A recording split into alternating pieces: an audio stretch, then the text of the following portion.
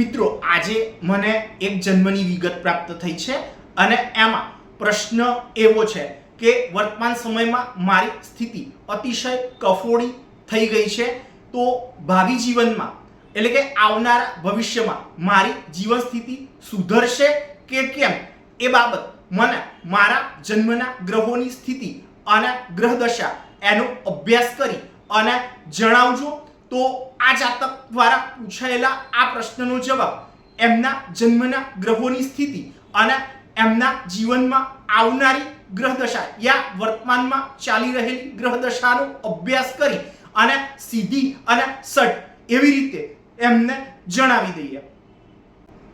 તો સર્વપ્રથમ તમારા જન્મ સમયના ગ્રહોની સ્થિતિ અનુસાર ચાલતી ગ્રહ દશા, એમાં વર્તમાન સમયની ગ્રહ દશા જે છે એ બાબતને જો જોઈએ તો એ ગ્રહ દશા એ છાયા ગ્રહ અને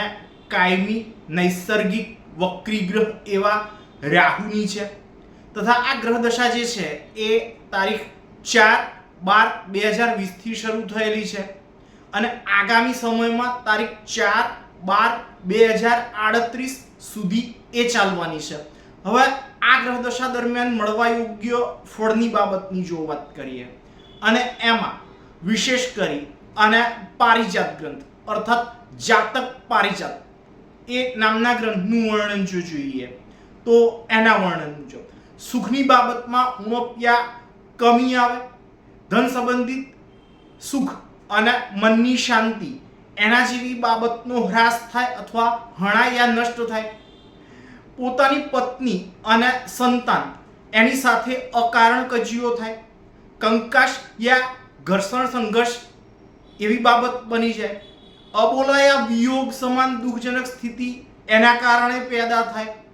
શરીરમાં રોગ અને પીડાદાયક બાબતોની વૃદ્ધિ થતી દેખાય, જણાય કે અનુભવાય, કોઈ પણ સ્થળે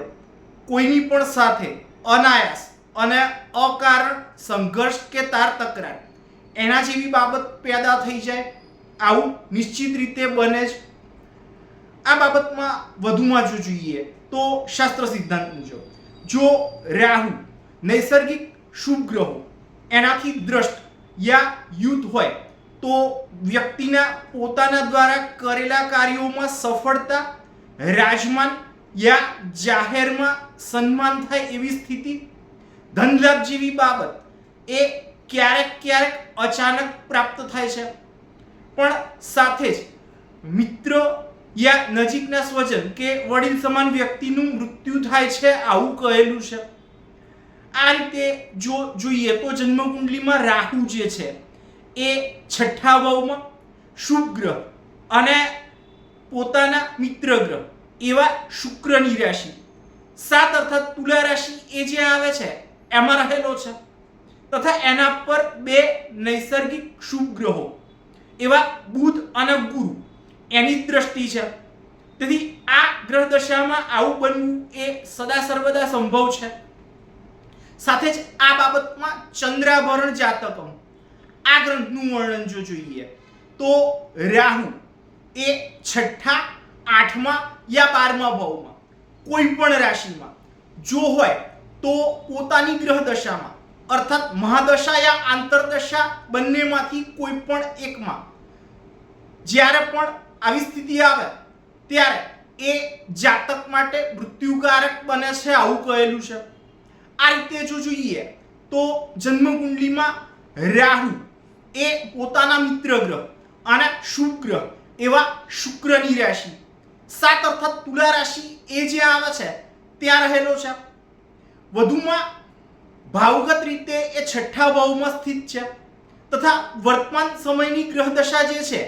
એ આ રાહુની પોતાની જ છે તથા જેમ આગળ બતાવ્યું એ મુજબ તારીખ 4/12/2020 થી એ શરૂ થયેલી છે તથા આગામી તારીખ 4/12/2038 સુધી એ ચાલવાની છે અને એથી જ આવું ફળ મળવું એ સંભવિત છે અને એટલે જ આ ગ્રહ દશાના કુપ્રભાવે જીવન સ્થિતિ એ સર્વ રીતે ખરાબ થઈ છે। વળી આગળ જેમ કહ્યું એમ આ ગ્રહ દશા જે ગ્રહની છે એ ગ્રહ રાહુ એ પોતે છઠ્ઠા ભાવમાં હોવાના કારણે જો મૃત્યુકારક યા જીવનનો અંત આણી દેનાર સાબિત થવાની હોય તો ભવિષ્યમાં સારી અર્થાત સ્વાસ્થ્યપ્રદ અને ધન ધાન્ય સુખ અને સાધન સંપદા કે સુવિધાથી યુક્ત જીવન સ્થિતિ એ તમને પ્રાપ્ત થશે એ બાબત માટે હું આશાવાદ કોઈ પણ રીતે વ્યક્ત કરતો નથી અને આવું મારે તમારા જન્મના ગ્રહોની સ્થિતિ અને વર્તમાન સમયની ચાલી રહેલી ગ્રહ દશા આવી સર્વ બાબતોનો અભ્યાસ કરી અને સીધું અને સટ એ રીતે તમને કહી દેવું છે. તો મિત્રો, જો તમારા જીવનમાં પણ આવો કોઈ પ્રશ્ન હોય અને એના નિવારણ હેતુ જો તમારે મારી મદદની જરૂર હોય તો એના માટે તમે મારો સંપર્ક અવશ્યથી જ કરી શકો છો.